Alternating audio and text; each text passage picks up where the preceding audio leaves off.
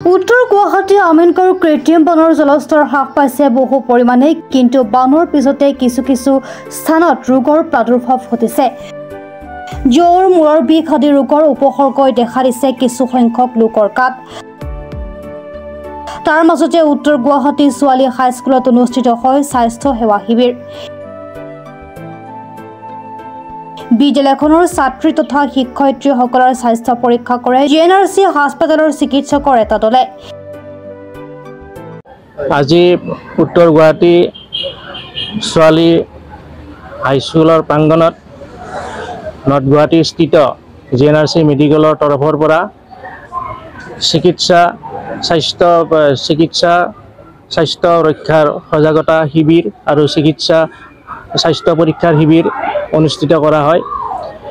এই অনুষ্ঠানত ছাত্ৰ ছাত্ৰীসকলক স্বাস্থ্য পৰীক্ষা কৰাৰ উপৰিও তেখেতসকলক বিভিন্ন ৰোগৰ পৰা কেনেকৈ দূৰত ৰাখিব পাৰি সেই বিষয়ে তেখেতসকলক জ্ঞান প্ৰদান কৰা হয় আৰু তেখেতসকলৰ স্বাস্থ্য পৰীক্ষা কৰি তেখেতসকল যাতে নিৰোগী হৈ থাকিব পাৰে সেই উদ্দেশ্যে আজিৰ এই শিবিৰটো অনুষ্ঠিত কৰা হৈছে। অন্য এটা শিবিৰটোত GNRC মেডিকেলৰ স্ত্ৰী আৰু প্ৰসূতি বিভাগৰ চিকিৎসক ডক্টৰ ইশিতা দাস, দন্তৰোগৰ চিকিৎসক ডক্টৰ অংশিতা নাথ, শিশু ৰোগ বিশেষজ্ঞ ডক্টৰ সৌমিত্ৰ লস্কৰে অংশগ্ৰহণ কৰে। তেখেতসকলে ছাত্ৰীসকলৰ স্বাস্থ্য পৰীক্ষা কৰাৰ উপৰিও তেখেতসকলক প্ৰয়োজন সাপেক্ষে বিনামূলীয়াকৈ ঔষধ আদি প্ৰদান কৰা হয়।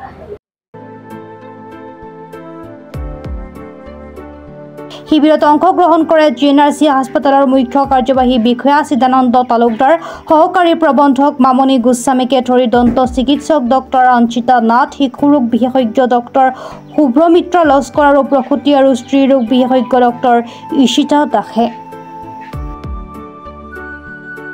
আমি ইম্পৰ্টেঞ্চ দিব লাগে আৰু কোনটো বস্তু নেচাৰেলি হয় সেইখিনি অলপ মই বুজাই দিম। এটা পিৰিয়ডছ বা মেনচেছ এইখিনি এটা ছোৱালীয়ে যেতিয়া ফাৰ্ষ্ট টাইম মেনচেছ হয় আমি এইটো মানি লওঁ, দ্যাট মিনছ এই ছোৱালীজনীৰ ভিতৰৰ চিষ্টেমটো ভালকে কাম কৰি আছে, ঠিক আছে। চ' মেনচেছ হোৱাটো একদম এটা নেচাৰেল বস্তু হয়। আৰু পিৰিয়ডছৰ সময়ত যোনটো ব্লিডিং হয় এইটো একচুৱেলি কি হয়, আমাৰ যোনটো জৰায়ু আছে তাত ভিতৰত এটা লাইনিং থাকে। সেই লাইনিংটো এভৰি মান্থ নহলে যাৰ যেনেকুৱা চাইকেল হয় এভৰি মান্থ সেই বস্তুটো নতুনকে আহে। চ' পুৰণা বস্তুখিনি বাহিৰত ওলাই যায়, ঠিক আছে। যেতিয়াই পুৰণা বস্তুখিনি তুমি কৰবাৰ পৰা বস্তু এটা ওলাব বিচাৰে তেতিয়া য'ত বস্তুটো আছে সেই জাগাটোৱে সেইটো সোনকালে ওলাব বিচাৰে, সেইখিনিক আমি জৰায়ুৰ কন্ট্ৰাকচনছ বুলি কওঁ, ঠিক আছে। সৰু সুৰা মানে এনেকুৱা মাচলটো এনেকে পাম্প হৈ থাকে আৰু বেয়া বস্তুখিনি ওলাব বিচাৰে। কিছুমানৰ সেইটো লাহেকে হয়, কিছুমানৰ সেইটো বেছি ডাঙৰকে হয়। চ' যাৰ বেছিকে কন্ট্ৰাকচন হয় তাৰ বিষটো বেছিকে হয়, ঠিক আছে।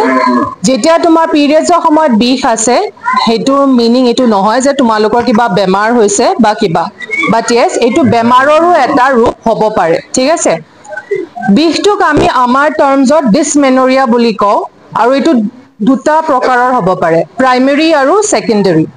প্ৰাইমেৰীটো হ'ল যোনটো মই এতিয়া বুজালো তোমালোকক, নেচাৰেলি অকাৰিং হয়, এইটো চব ছোৱালীৰ কাবাৰ বেছি কাবাৰ কমকে হ'ব পাৰে।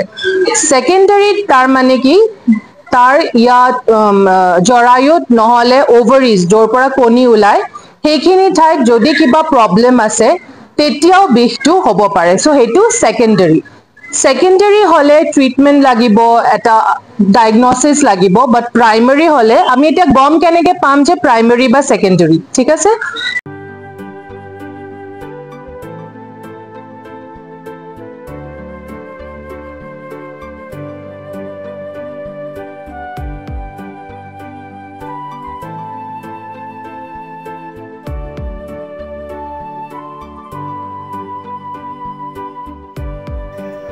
News desk report, Pratidin Time digital.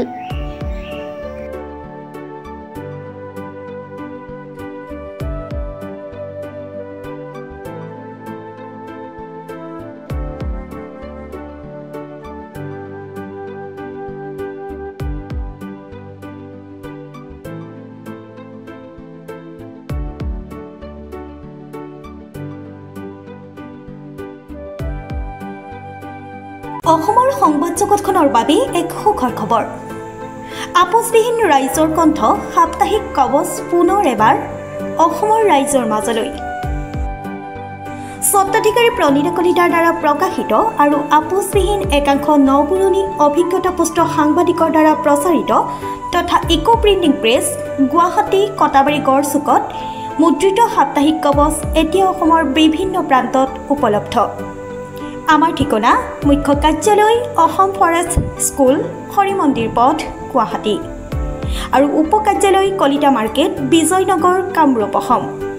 Mobile number হৈছে 9435114666 7002472813।